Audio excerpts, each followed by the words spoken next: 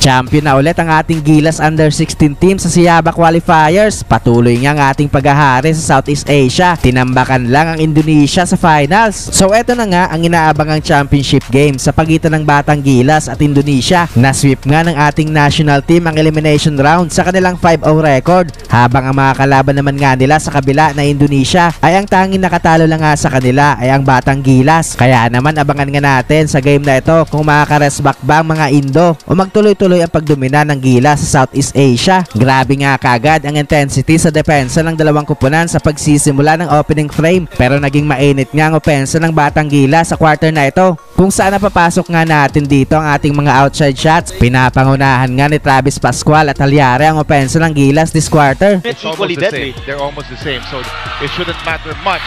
And Tanchi Mage, kick out, Cruz, corner three, that's in!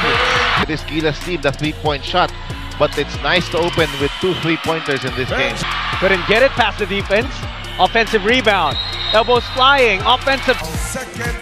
Tremendous defense by Lumague, and then clearly gets Pointers.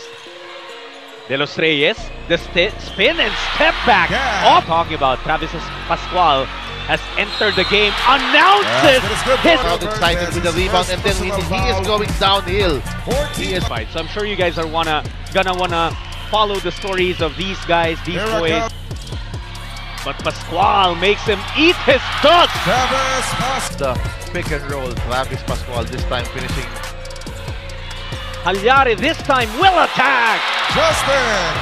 Halyare underneath, dumps it to Carino, who makes mincemeat of that. Lamang nga kaagad ng 16 points ang Batang Gilas after ng first frame sa score na 21-5. Second quarter ay patuloy nga itong mainit na opensa ni Halyare. Tuloy din nga pagpasok ng ating mga tira sa labas na maintain nga ng Gilas ang kanilang malaking lamang this quarter, kung saan bigla na din nga nag-step up offensively si Carl De Los Reyes. Him and Norman Black have been instrumental in identifying talent for Gilas. We faced them in the preliminaries. Indonesia had 10 points off turnovers in the beginning of the second quarter.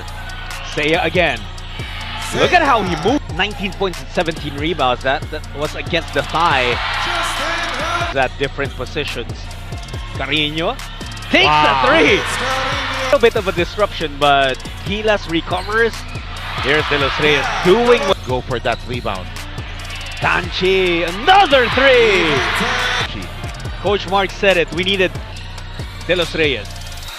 So versatile. Look at that step through. Perfect way to play against the zone. Knock down your threes and then move that ball. Takes it by himself. No, De Los Reyes on a putback. Another rebound, another putback. Guy who really picked up the pace. Oh! And Cristiano barrels in. Look at that cut. Lamang na nga ng 21 points ang Batang Gilas, 41-20 halftime. Struggle nga so far itong star player ng Indonesia na si Benjamin dahil sa mahigpit na depensa na pinapakita ng Batang Gilas. Third quarter ay biglang init nga dito ang outside shooting ni Jolo Pascual, kaya naman patuloy nga ang paglaki ng ating lamang sa Indonesia. Players because of his length. Here he is taking a three. Pascual hits it from the court zone. And that's been opening up threes. Pascual, one from the right, this one from the left. Pascual now involving Lumague, who finishes. Point of attack, and Indonesia will not have a lot of shooters to be able to hurt us. Gilas has been turning the ball over. Here is a 2-on-1 break. Can they capitalize though? Came out of nowhere and took that ball away. But Cristiano on the Pascual, they work a two-man game. And Caballero, despite being blocked, and of course for a decorated PBA player like him, it's basic, but right now it's a 32-point lead. Halyare, no one has been able to. Norwood, always in attendance, mapa Gilas, mapa PBA. Lamang na lang 32 points ang Batang Gilas after ng third frame sa score na 59-27. Fourth quarter ay patuloy nga pag-control sa game na ito ng Batang Gilas. Hirap na hirap nga itong Indonesia na makachempo ng run para makabalik sila sa game na ito. To no avail. At the same time though, look at Antolin! Erase that completely!